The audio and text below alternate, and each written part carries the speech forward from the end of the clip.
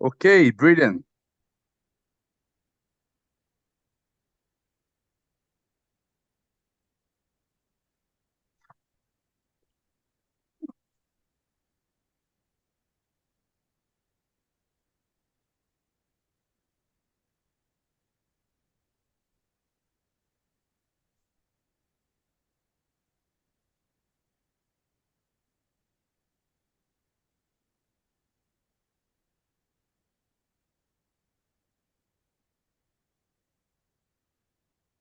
We're just welcoming people, and then I probably gonna make a quick start now so that we don't waste too much time. So let me pause the music for a second, guys.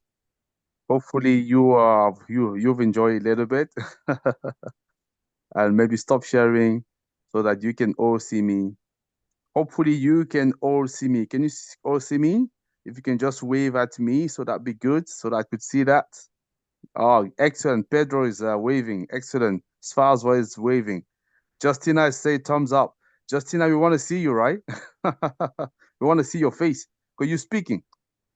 Oh, excellent. Justina is here. Sval's here. So where is Swansea? Swansea around. Yes, So please, I'm here. brilliant. I want to see you. All the speakers should be on camera. Pedro is Okay. not a speaker, but that's fine. I can have Pedro on camera. That's okay. So excellent. So, ladies and gentlemen, first of all, welcome to into our platform. So, as usual, delighted to have you here with us. And I must admit, this is a session with a little change because I wasn't meant to be the moderator. I was gonna have one of my colleagues doing that, but unfortunately, I think he has have some, let's say, slight health concern, and obviously, as we'll all understand, so the best thing is always to look after your health. So that's what we told him to do. So and as such, so hopefully you will have to bear with me, guys, again, to present that. So what we're gonna do, I'm just gonna uh, share with you the topic of today, and then we're gonna go and proceed. And today is a very important day. It's a Environment Day, and then we have a very interesting topic that I have my colleagues here from Youth NREG from Ghana that we also will be talking about, and I'm hoping that we're gonna have all of us a very very interesting conversation, right? So that is what I'm actually hoping that we would do. So, but before we dive into that, yeah, I think I have a short poll that I want to run with you, and I'm hoping that you will help us to participate into that. So let me see if I can find. First of all, maybe it could be helpful if I share with you what's going to be the program, the agenda for today, and that will also be helpful, I believe. So let me do that. So if I go in here, so what are we going to do today? So we're going to talk about obviously the quick welcome, stopping introduction to speakers as well. So we're going to go through a set of questions that we prepare for the speakers that I'm going to be asking my colleague here, and then I like to take a lot of questions from you, audience. I like to do something very unusual for me, maybe to intervene as less as possible, if it's not to ask question to the speakers for them to understand, because to respond, because I really want to get their perspective today. And obviously, we're gonna wrap up. So, and as you can see, we shall be together for about an hour or so. So that's what we aiming to do in here. But before I actually move forward, let me share a poll with you. And I would really, really appreciate if you can all participate into the poll survey here. And so for me, I can get some perspective from you. So let me share that with you. And after that, I'm just going to get the speaker to introduce himself. So normally you should be seeing the poll. If you can just let me know, and I will make sure that obviously we can correct it. Can you see the poll? So if yes, if I would appreciate if all of you can actually contribute to it. At the moment, there's 15 people on the call, but nobody has yet responded. I'm wondering why. It's either uh Can you see the poll? Yes or no? Because I think that I'm surprised I can see nobody voted just yet. Or you see reading. There's only two questions. Swansea is saying that, okay, yeah, now we're talking. People start now voting. Excellent. So I just going to give you about a minute or so to do it. And once you've done it and you finish it, then I can share the result and we can all look at that and see what we could learn from it. Yeah. So that's the whole idea behind it. So I'll let you carry on again. So, ladies and gentlemen, and after that, we could take a look.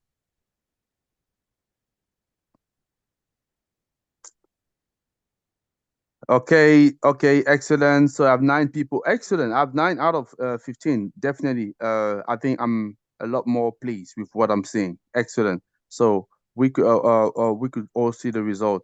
So let me just give you again another 10 seconds or so, and then we could do that. 11 out of 15. That's very good, guys. Thank you, by the way, for participating. I very much appreciate that. So let me maybe stop at this point and share the results so we could all see that. So let me just display the result in here. So share the result with you. So I'm sharing that. So which environmental issue is a pressing concern in your community? So what we could see here, 36%, so climate change impact. We talk about flood and drought. Yes, obviously we hear a lot about it.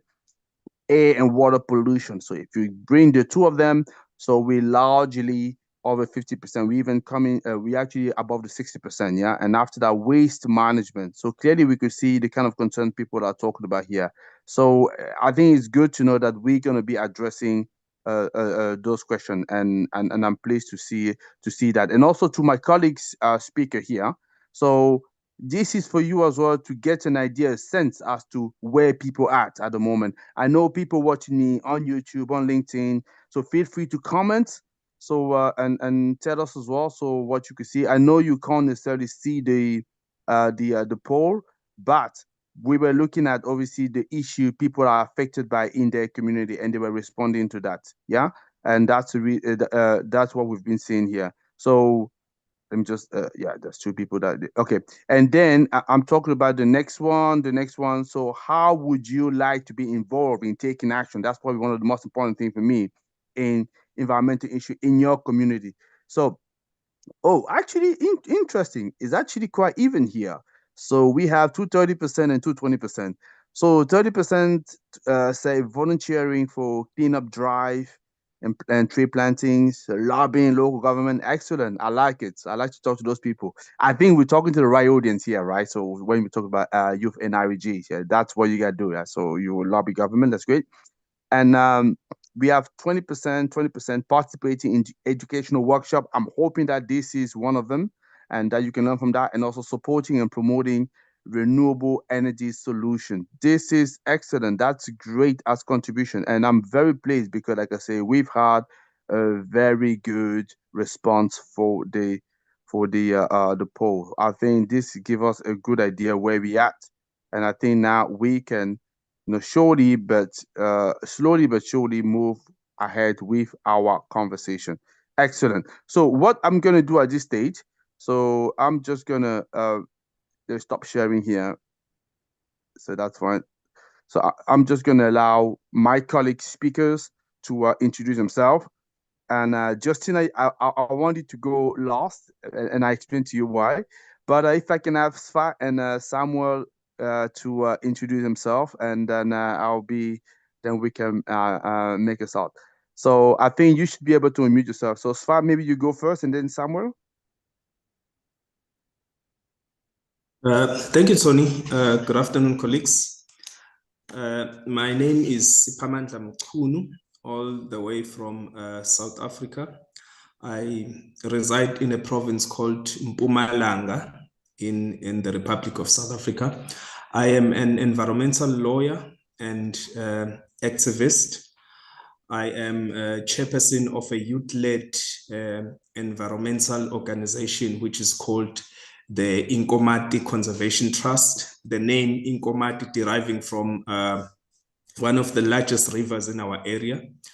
Mpumalanga as a province is an area which is very active in mining. So ours is just one of the few organizations which are relevant in this area. Thank you very much, Tony. Brilliant. So thanks for that, Sfa. And I think in Mpumalanga, yes, exactly. So we know that very well. So Samuel, if you're gonna go forward, I know Sure. usually call you Swansea, which I like. I'm Yeah, probably Swansea. Swansea is okay. Yeah, okay. Let's go Swansea. To start, I like to say Swansea is my real name, by the way. A lot of people think it's a nickname or something, but it's my name. So I am Samuel Swansea Bafo. I'm a trained journalist, and I work with as a volunteer with the Strategic Youth Network for Development, and also with a member of the Youth NREC Technical Committee, the group that worked on the emissions levy, trying to look at it and appreciate the nuances in there, looking at how we are going to use it to, push climate action, because that's the focus of our organization. And so, yes, so I'm also from Ghana, and yeah, basically that's it for me. Excellent. Brilliant. So Justina, I wanted to go last, and I wanted not only to introduce yourself, but tell us why is today important and why, because obviously it was a clear idea, I think, from your side to have this conversation with us at Renewables in Africa. So can you explain first of all who you are, and then explain to us why is today important, and why did you really want to have this webinar, sort of an introduction to this topic? Hi, everyone. Good morning. And my name is Justina Amwa. Samuel Swansea is my colleague. We work with the Strategic Youth Network for Development, that is SYND, Ghana. And I also serve as a member on the technical working group where we put together this position paper on Ghana's emissions levy, that is taking the case study of Ghana's emissions levy. So I'm very privileged and honored to be here. And I also want to thank participants who have joined us. I want to thank them for the opportunity and also coming on board to listen to us as speakers, and also my colleagues, who is also here with us, who says land restoration, desertification, and drought resilience. And we all know that in our global world, climate change is really happening. And if we see land restoration, desertification, and drought resilience is particularly very significant given the growing global crisis faced by the world. And we also see that all these things is related to land degradation and climate change. But looking at the World Environment Day, which is a day set aside for us to celebrate the world and also look at the growing global challenges, I would take it from the aspect of the themes where we have desertification. And for me, desertification, I would explain, is bringing attention to the severe problems of land degradation in arid and semi-arid and even dry sub-humid areas. And when you look at that, this is when like fertile lands turn into a desert. And we can even find areas like in Kenya experiencing that, and even in Ethiopia experiencing desertification. And also it happens due to the combination of natural and human-induced factors, such as deforestation, where we cut down trees, overgrazing, unsustainable agricultural practices, and changing environmental conditions that we have as a result of climate change. And we also see that according to the United Nations, we lose close to 12 million hectares of fertile land each year due to desertification. But when we go to the aspect of drought resilience, we see that drought resilience is very critical. Just as drought is actually becoming more frequent, and we're actually experiencing a lot of droughts, especially in the East Africa. And even sometimes, even in Ghana, we also experience drought as well. But it is actually more frequent due to the impact of climate change. And for us to be able to implement for us to be able to build resilience, we have to involve in sustainable water management practices, adopting drought resistance crops, and also early warning systems to mitigate the impact of drought on our communities. But I say it's that the team land restoration is actually key, because that helps us to rehabilitate these degraded lands, making them productive and sustainable. So today is actually a day for us to celebrate the World Environment Day, looking at the severe impact of climate change happening, and day in and day out we experience droughts, desertification, and we need land restoration to help us enhance our biodiversity and also our ecosystem. And so I am very happy that we're actually celebrating today and even having a discussion on World Environment Day. And I'm also very happy to share something on how emissions is actually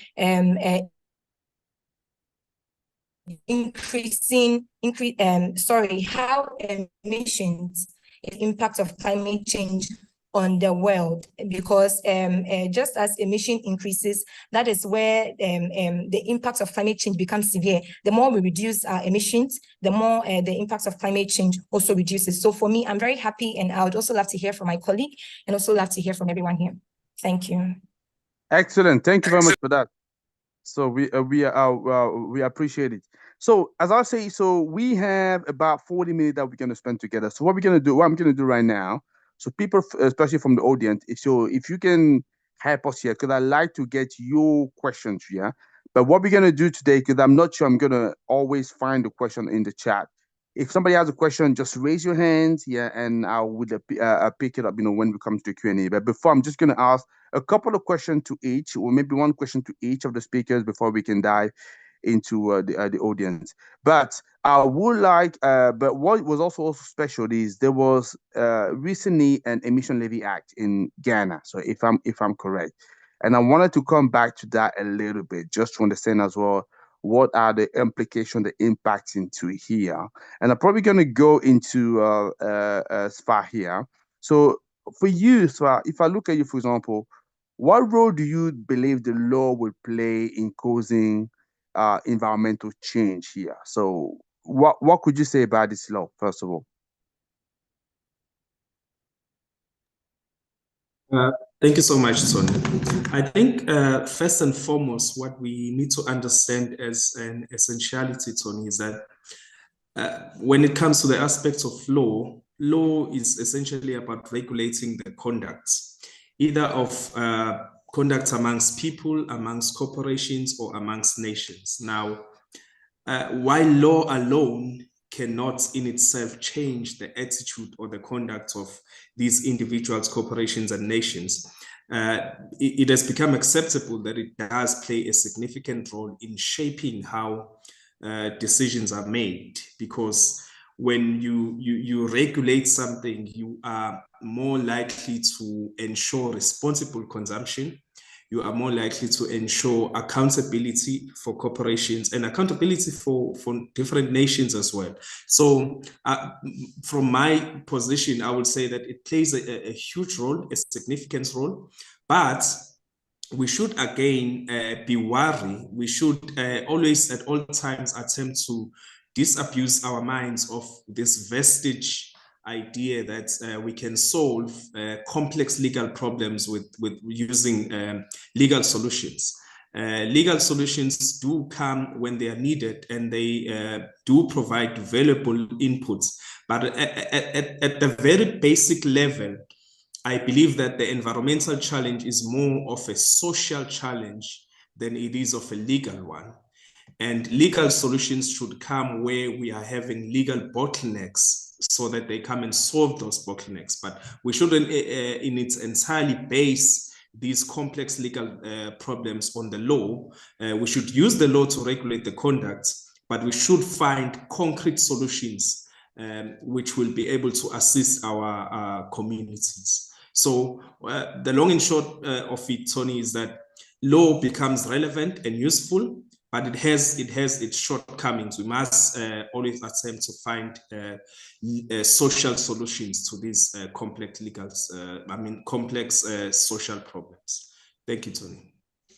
Excellent. So I know I've dived into the law in here, and and thank you for making this clear response for us as far in terms of how the law can be basically an instrument to drive towards the change that we need. But maybe it's important to understand what is actually the law is saying. What are the key provisions?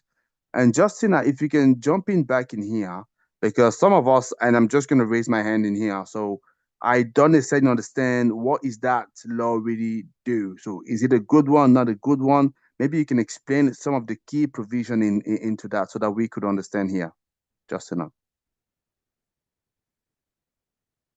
All right, Tony. So thank you very much. So with the Emissions Levy Act, let me give a little bit of background since the case study is in Ghana. So the Emissions Levy Act, it was actually enacted by the government of Ghana in an attempt to strengthen the global response to the threat of climate change. And that is to the bigger umbrella of the Paris Agreement and the UNFCCC, which intends to impose levies on entities that emit. And so the law is actually in a way to let entities pay for the emissions that they emit. And so when we go to the provision of the bill, we actually see that there are 5, I have listed 5. And there are 5 provisions that are in the bill, and that is imposing on an emissions levy on carbon dioxide equivalent emissions from specified sectors and internal combustion engine vehicles. And when I say that, I'm talking about industries and also vehicles that can be motorcycle, that can be tricycles, that can be tractors, that can be articulator, and even motor vehicles. And so, and one other aspect of the provision also sets the tax base for the imposition of the levy. And when I talk about the tax base, they have 2 categories where we have the specified sectors, and they include the construction, manufacturing, mining, oil and gas, electricity and heating sectors, which the tax base for it is for them to pay 100 Ghana cedis, that is in the Ghana cedis, per ton of emissions that they emit per month. And also, we also have the emissions from motor vehicles, where they are the motorcycles, the tricycles, who are to pay 75 Ghana cedis per annum. We also have the motor vehicle, the buses and the coaches, and that is vehicles that have engine capacity of 300 cc, and which with that we have they are to pay 150 per annum. We also have the motor vehicles and the buses and the coaches, and for them they are to pay 300 per annum because their engine capacity is above the 300. And the last one,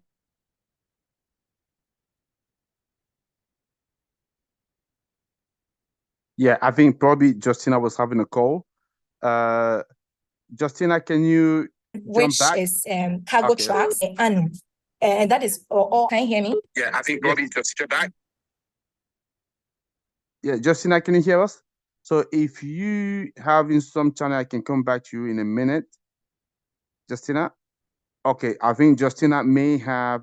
Justina, I'll come back in a minute. I know you had one more point you wanted to talk about regarding this law, but but I think it's fair for me to say that as an organization, Youth NREG, so you were having some concern regarding the law, so that's obviously why we also wanted to have this conversation, because we wanted to give you a platform, Renewables in Africa, to voice your opinion, because for me it's very, very important to have young people such as yourself taking an active part into the conversation, because at the end of the day, you're going to be driving basically the continent for the next 40, 50 years going forward. So it's important to understand what is actually your position. So Swansea, so I'll come back to you. So can you maybe elaborate on the key concern that you raised? Because I think you had as well a paper that you obviously released talking about that extensively, but maybe you can sort of summarize that for us in here.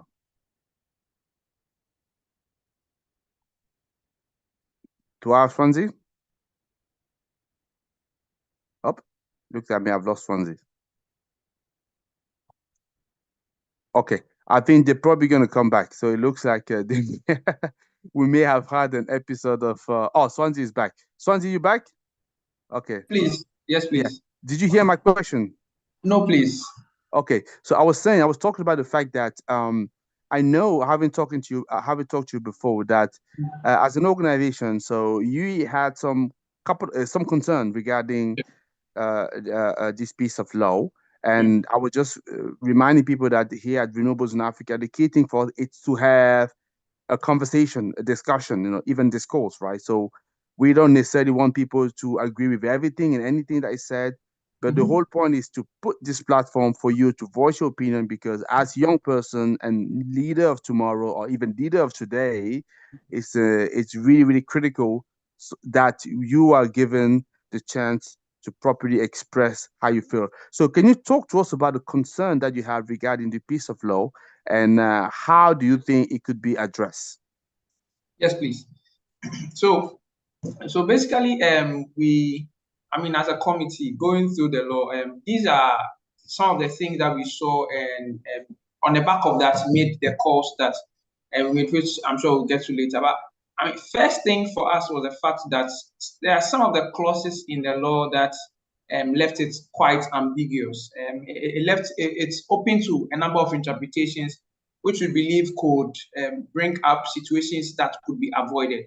For instance, if you check subsection 3 of the law, section 3 of it, the subsection 3, the word that is used there is for organizations that emit, to estimate their emissions and pay the amount of money that is equivalent of those emissions.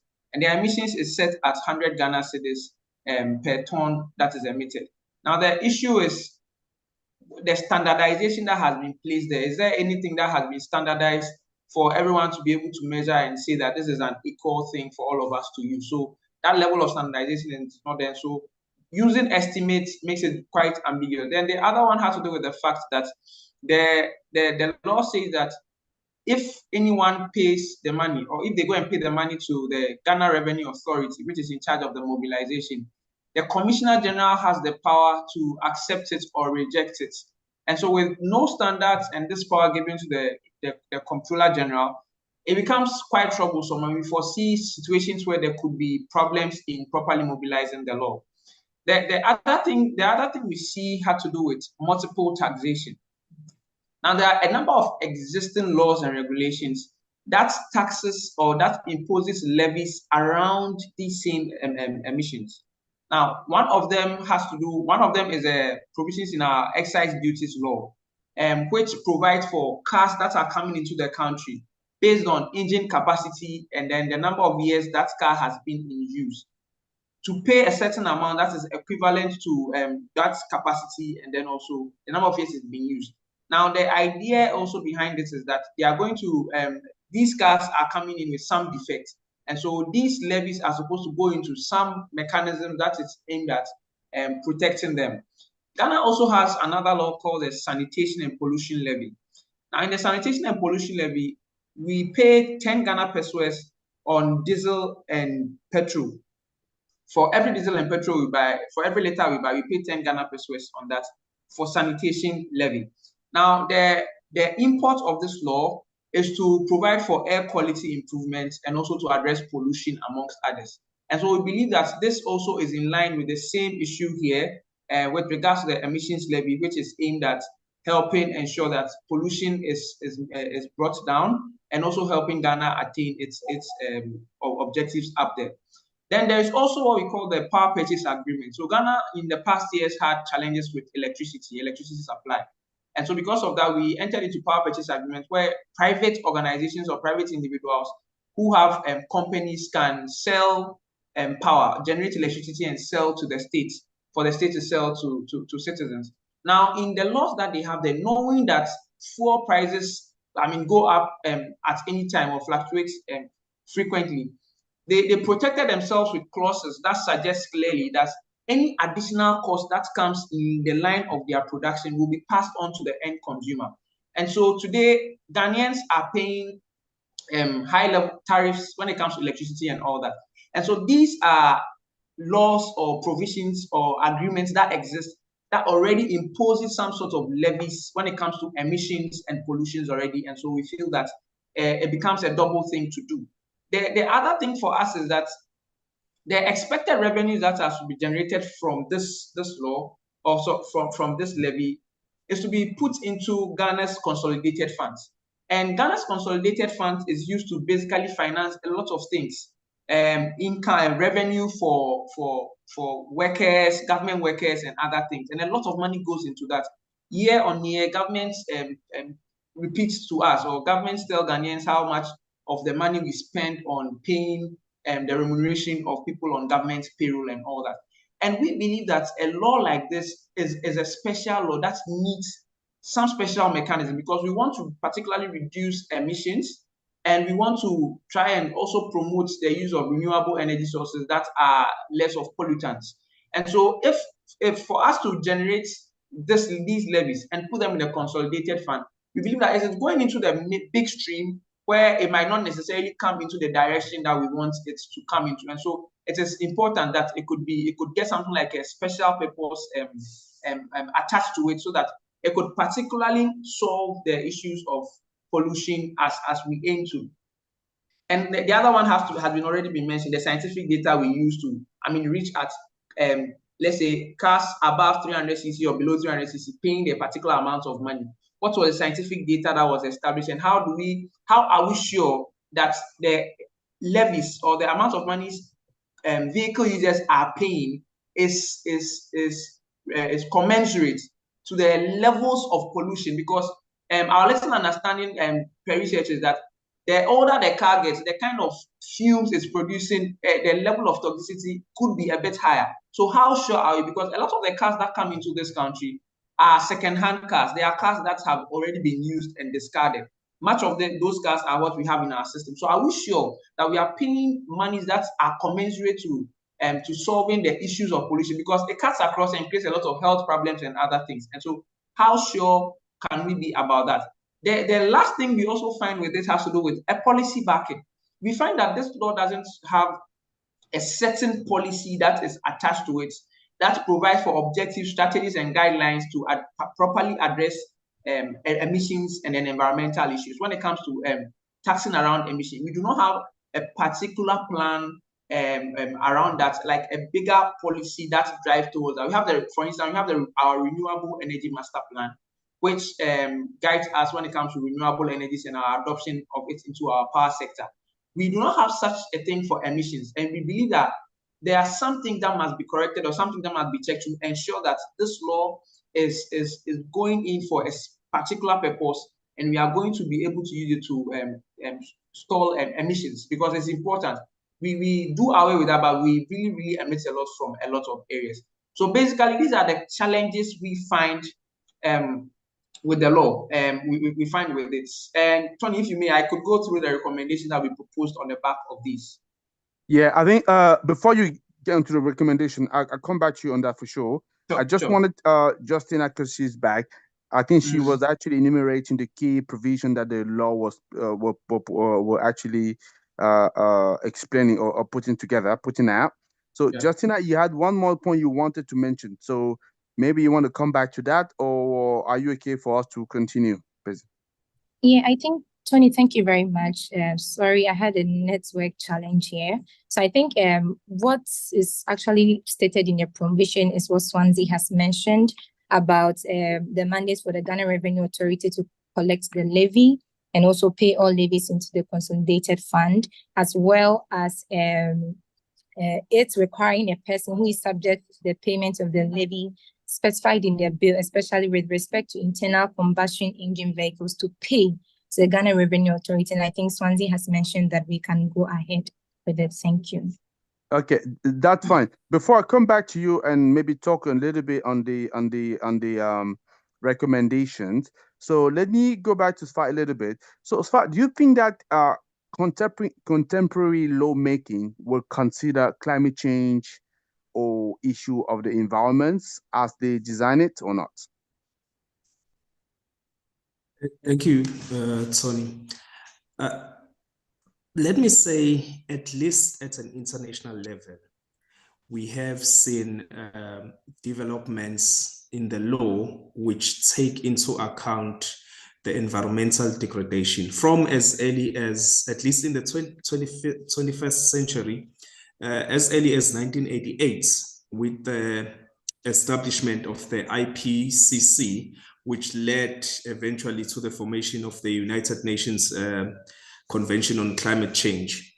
We have been seeing this development from 1992, the Rio Declaration, the year 2000, well, before that in 1997 with the Kyoto Protocol, up until 2015 with the signing of the Paris Agreement.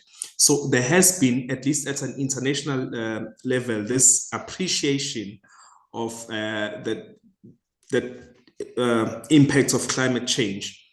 At domestic levels, and I speak here for my jurisdiction, it's quite concerning that it was only in late 2023 that South Africa signed into law the climate change bill, and it became an act of parliament.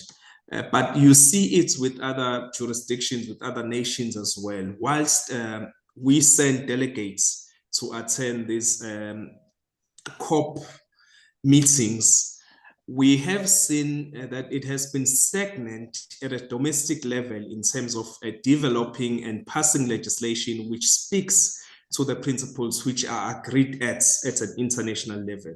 So my answer to you would be, yes, internationally, we're not perfect, but we're doing far well compared to the domestic jurisdictions, at least within the African continent. I cannot speak for first world countries, obviously, because they have their priorities set in a different manner as ours. But I would say that yes, there has been a great improvement insofar as climate change is concerned. There has been not only acts and international obligations, but also we have seen a rise in legislation. We have seen a lot of matters going to the International Court of Justice, in which there has been what they call justiciability of environmental rights. So insofar as at an international framework, we are improving quite well, but I think we must zoom into local communities. We must zoom into domestic policies and legislation and see how, as different countries and different jurisdictions, we are able to align those with what is expected at an international stage. Thank you. Thanks for that. In fact, allow me, Spa, I think, because obviously I know you're from South Africa, and South Africa, it's one of the leaders, if not the leaders in renewables energy in the continent. And South Africa went through an election over the last weekend with obviously new government that's yet to be formed. And there has been a major change because obviously the leading party, the ANC, has lost the majority there. So having to form alliances, they're most likely going to be hung parliament. So just very briefly, I know we're not going to dive, but do you think that will have an impact into the into regulatory framework as with regard to climate change, renewables energy for you? Would you say? It's quite interesting, Tony, because as a country, I think we are. There's consensus on, I mean, as a world generally, we are all agreeing that climate change is one of the largest crises, if not the biggest crises of the 21st century. But obviously, so policies and legislation regarding climate change per se, as an anthropogenic thing, should be, there should be consensus among those. Now, when it comes to renewable energies, it's quite interesting because we have amongst the parties that have acquired a significant vote over the past elections, we have those who are not totally opposing it, but would like it to be investigated a bit further before it can be rolled out. So we might have a hang in policies. We might have not be able to pass legislation, specifically when it comes to the use and implementation of renewable energies. We do have policy already, but remember, whenever a new government comes in, they develop their own policy. So it would be quite interesting to see which direction our country would be taking from now. The party that's been governing now has been very thorough in making sure that the sitting president established the Presidential Commission on Climate Change, which has done significant research on the cons and pros of renewable energy. But with the new parties coming into play, we are yet to see whether there's going to be any improvement on that policy, whether it's going to be scrapped, or whether it's just going to be stagnant with no movement whatsoever. It remains to be seen. Excellent. Thanks for that. So I'm just going to come back to you, Swansea, before we open up the questions for the floor for questions from the audience. But Swansea, if you can make it relatively short, no more than 5 minutes, because I'd like to get a number of questions before we can wrap up, because we only have about 17 minutes left. So Swansea, you wanted to talk about some of the recommendations, because obviously you highlighted some concern that I would like to think valid enough for people that know the sector and know the country. Now, how can they be fixed? So hopefully Swansea is around. Yeah. If Swansea is not around, we're just going to move. I'm here. Okay. Go. So for us, we believe that the nature of the law is such that it should be suspended, and this is the reason why. I mean, when it comes to implementation, and this is the reason why we are saying that, that when we need a national consultative process, basically, to be able to come to a close on that, because that's what we did with the other laws, which was cross-cutting involving gender, youth, and others. And we are saying that because even if you check Ghana's inventory on greenhouse gas emissions, the largest producers are the energy sector, followed by our use of land, so what we call land use change, and forestry. These are the major polluters, and you don't really find land use and land usage in there. Energy haven't really covered it that much. So for us to be able to implement something that is properly representative of, or to be able to deal with emissions properly, we believe there's the need for a consultative process, which was a key thing that was missing in doing this law. And we believe that the law was basically tilted towards mobilization of resources rather than solving the issues of emission. And so that there's need for a consultative process, and also to look at policies and plans that would rather rather promote the use of renewable energy sources like electric vehicles and all that. As it stands now, if you're importing a car into the country, you would have to pay a lot as duties and all that. So we need to build the necessary facilities and also, do the things that basically would encourage people to transition to that, rather than having to pay for the emissions that they are taking out. So basically for us, consult nationally, and let's have something that is realistic and something that is covering. And then also let's introduce policies that would enhance or encourage the use of alternative sources that are rather safe for the environment. Excellent. That's straightforward. And thank you also for being actually short and sweet, straight to the point. We appreciate that. So I'd like to open the floor we'd like to have 5-10 minutes of question here. Is there somebody in the floor who's burning, who really want to ask any question? So I'll be extremely disappointed if there is any, right? Because I mean, you are listening, but you're not actually paying attention. Swansea be giving some very good suggestion here. And Justina have been obviously doing their best as well to make sure that you fully understand what is at stake. Is there any burning questions? Guys, don't disappoint me. I can see my friend Bernard is in the room. So Bernard, maybe, I know we worked together in the past, so thank you for joining. So I'm sure you have a question. So maybe you want to show your camera, and then what do you have to say to our colleague in here, Bernard?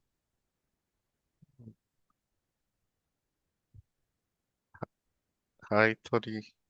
Yeah, I can hear you. How are you? I'm good. You? Good. Yeah. Yeah. So, in a way, yeah. So thanks, Tony, once again. Tony is someone that I work in the past with and has provided you guidance for my career.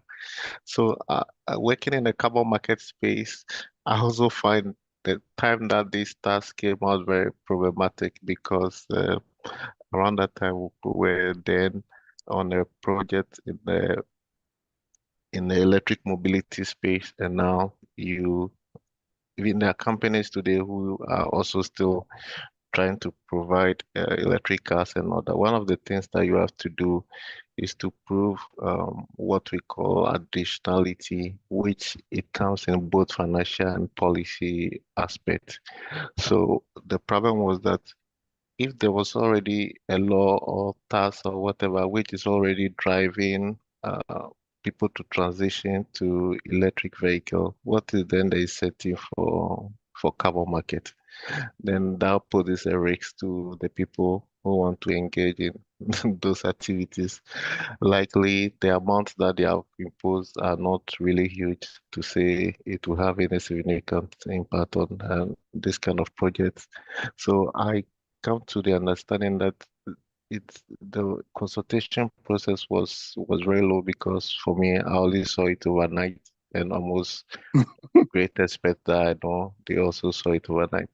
And also maybe I would say they were smart about it, that they didn't make it a task, they made it a levy. So the difference is that once it's a levy, there's other legal procedures that a task will go through that the levy would not, and then they decided to get it over. But so as I totally agree with Swazi that they have to go back, they have to suspend it and consult even with the renewable energy policies and the carbon market process going on in the country, so that they don't create the risk for people's investment. Thanks. Thanks for that, Bernard. I really appreciate that, because Bernard definitely is a top expert of the carbon credit. So if there's any question there, please, that's the right man. And by the way, as I'm saying that, make sure that you introduce yourself into the chat. I've also dropped here the link to all the different social medias. Please do me a favor. All of you should be subscribing to our YouTube, right? Because I'm looking to boost that, and I need your help. And thank you, Bernard. And as you were responding, Bernard, I could see Justina was just having a thumbs up. So, Justina, why are you doing the thumbs up? So, definitely, you're agreeing, but maybe you want to explain why. Yes, I was agreeing. Sorry, I was agreeing with Bernard. Because just as Swansea said, what we saw was that there wasn't much consultation done. We're just sleeping and we woke up, and an emission levy bill is in, and the act is also enacted. So I was actually totally and 100% agreeing with him on that. Excellent. Thank you very much. It's actually very good. So is there anybody else who wants to make a comment with regard to what we have discussed? So essentially what we're saying in here is, why the intention is noble, I think is understood. The process obviously may have not been ideal. So that's what at least the youth NREG position is. Is there anybody maybe in the floor who obviously disagreeing with that? Maybe you've seen that in your country, but you would tend to believe that, okay, I disagree with what Youth NRG is saying, and here is my reason why in general. So I could see somebody just posted a message here. Okay, anybody want to jump in and make a comment? Like I say, come on, guys, we're not biting here, so we in family here. We're talking about a very important topic, and I would like people to really contribute to the topic because it is important. So if not, I'm just gonna have to, what I do normally on a physical event, I'm gonna have to nominate somebody to make a comment just to make sure that you're awake. So any questions that we have from somebody? So I think let me see. I'm sure people, let me pick somebody. I can see Stephen.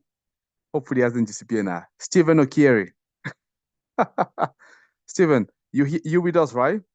So what's your takeaway from the discussions, or what do you like about it or dislike about it?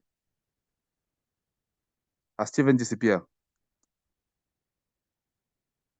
You can unmute yourself, Stephen, if you can. If you could hear me. Okay.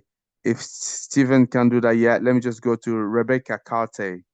Rebecca, have you listened to what Swansea has to say regarding the emission levy and in Ghana? Any position on that, or in general about levies that obviously will support climate action in countries? Anything that you could say there? So if Okay, let me see.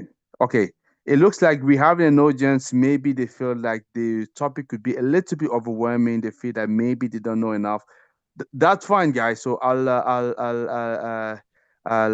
be okay with that. So let me just maybe come back to you in here. So as far I think sometimes the reason I like to go back to South Africa, although I know things may not be perfect over there, I being in the sector, I believe that at least there is some program that have been operational for some time there, and we can really draw some conclusion. And also, the regulations has been, let's say, rather developed in there, or at least a lot more advanced than many other countries. Looking at some of the recommendation that uh, Swansea has mentioned, Sfa, what would you say about them? Or maybe is there one in particular that you believe it's important to develop, or maybe another one recommendation that you would like to add in regard with regard to what what South Africa has already done as a journey and what Ghana it's actually taking on? What kind of advice could you give there? Would you say? Thank you, Tony. You know, Tony, I was just talking with a colleague the other day that when you read South African constitutional and administrative law these days, you would find that our jurisprudence is replete with cases concerning environmental degradation and of late climate change. And that happens essentially because law allows for people to participate in lawmaking and in policy making, in all decision making and all spheres of government. Without people having participated, they're not even going to be aware of what the consequences of whatever legislation is passed are. So my recommendation would be, well, it's being done already, and I must applaud the team, Justina in Swansea and everyone, for actually scrutinizing legislation, because one way in which you hold government accountable and corporations responsible is by making sure that you scrutinize the decisions that they make, you scrutinize the laws that are passed.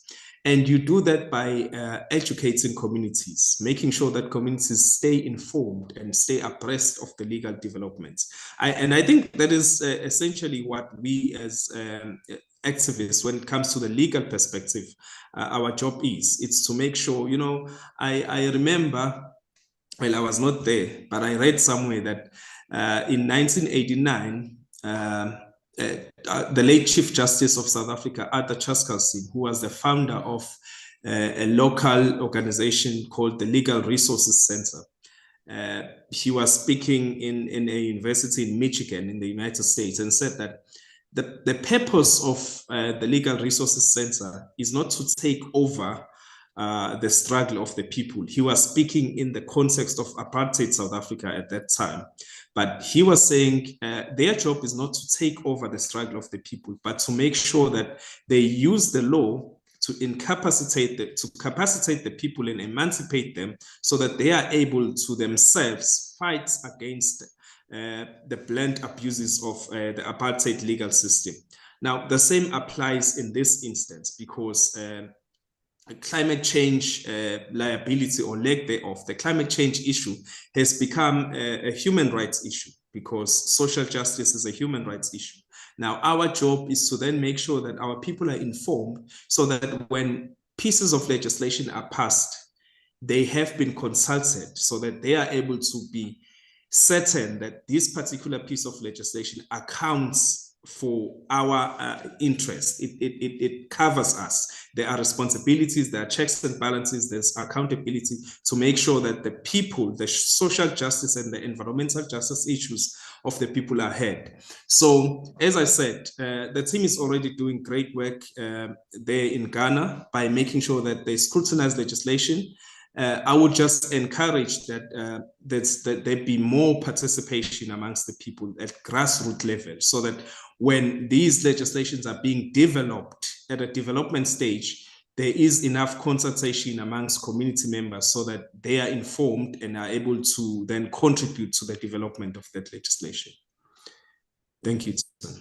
Excellent. Thank you very much for that. So what I'm gonna have maybe Justina, you wanna let's take just a couple of minutes, 1 minute each, one final word, Justina, from your side, and then I'm just gonna end up with my good friend Swansea, and we could wrap it up. I know time flies, guys, but I have to respect your time, so that's very important. So Justina, maybe one final word on your side. Don't forget to tell people as well how they can join you, right? Youth NREG.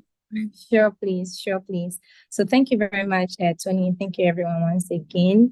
My final words, I'll continue from where Spa mentioned that we have to get involved in holding government accountable for some of these laws that are implemented, because when these laws are implemented, it doesn't only affect us, it affects everyone. And so as young people, since I am talking from the young person's perspective, we can also join initiatives and advocacy campaigns like this to bring attention to issues of such. And also, we should also, as young people, join existing youth organizations like Youth NREG, and then help us to create more awareness and to help us create a collective voice that will be heard by government. Because I think when we implemented this Emissions Levy Act, there were some media houses that granted us permission to share with them some of the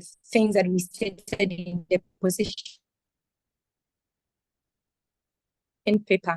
And so together, when we come together as young people, and even anyone who is also interested to help, then some of these laws that are actually lashing us and laws that wouldn't help us will be heard and then enacted well. And so on that note, I would also like to tell my participants here to follow us Youth NREG, GH on Twitter, Instagram, and Facebook, because most of the things we do are around the natural resources sector, and also reviewing of policies and looking at it that the voices of youth are heard. And so, Tony, thank you, and I'll pass it on to Swansea. Excellent. So last but not the least, Mr. Swansea. Tony, thank you. Thank you so much for this opportunity to highlight some of these things. And like Yasina said, I also say, just like Chunus also mentioned, that we need to be involved basically and take action wherever we find ourselves. And I always like to say that we take action with our lifestyle. That everything we are talking about here has to do with sustainability and how we are preparing the grounds for a future that is safer than it is today. And so everything basically, whether you understand the concept or not, it starts with us taking action by, using the amount of water that we know is we can use, by conserving the lights and energy from our light and all that. There are little things that we'll be doing. Not littering, putting waste in bin properly and all that, it helps. And also, we can basically start with what we have. We have social media in our hands. Let's support causes. Sometimes all you need is a like. Sometimes all you need is a repost or a retweet on something to make people see or make the government see that this is something that people care about and this is something that needs action. And so let's support with the little we have. You can use social media, you can volunteer and do a lot. And then most importantly for me, for us to be able to provide solutions. So let's not just talk about the problem, but let's look out for solutions, because the interesting thing is, out of the solutions, there are a lot of opportunities for us to take advantage of, and if we can build our capacities and create opportunities for ourselves and for others as well. And I also like to use this opportunity to say a big thank you to the whole team who helped put everything together. And without their support, I'm not sure we would have done a good work. And with their presence also, we are sure that we'll be able to do much more in the future. Thank you so much. And thank you to everyone for joining.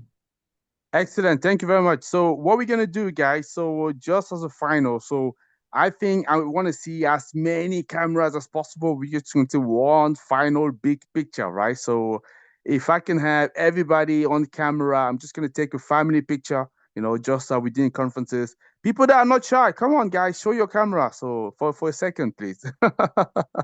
And then, look at that. Actually, David okay. Justin is okay. Bernard is okay. Who else? Come on, guys. We're wrapping up stage in here. Yeah, Wilfred is okay. Yeah, Enoch is okay. Yeah, it's good. Who else? Okay, I'm just going to take whoever is here, because like I say, I want to do that very quickly. So wave and say cheese. Yes. Okay. Excellent. That's fine. These are happy people. Not a problem. Excellent. Brilliant. So excellent. So I think I've taken a picture. I'm just gonna do another 1 second. I'm just gonna take another one as well. Yeah, this is actually for our souvenir memories, and we could got it today soon. Well, let me just save it now. By the way, thank you very much for attending this session. I think that was really helpful and then really insightful. I'm sure you've learned a lot. I personally have learned a lot. I didn't know it exactly about this Emission Levy Act in Ghana, but I was very, very pleased to see young people obviously taking sides and participate, engaging in the conversation. So that's definitely what needs to be done. So, ladies and gentlemen, it was definitely a pleasure. Thank you to the speaker. Thank you so far to Swansea and to Justina to coming forward and obviously putting this topic on the table. If there's any of you also has a topic that you believe is really worthy of discussion of attention, so reach out to us. Happy to discuss. So you will see that and Swansea was talking about social media. You see our social media channels are there, especially on YouTube, because what we do, we definitely make sure that we bring together topics that are worthy of discussion, as I was saying. And this conversation, for example, you could see that on replay on the YouTube, so is already over there. So please feel free to do that. Yeah. So that would be great. I think that's all I have. Does anybody has anything that wants to share? Otherwise, I believe that's all we have. But don't worry, we're gonna have more conversation that we will do. I promise you. But for me, it was really, really great and lovely to see you all. And we all gonna finish in music, guys, because I believe that's how we started, and I want to finish there. So thank you, everybody, and then be blessed.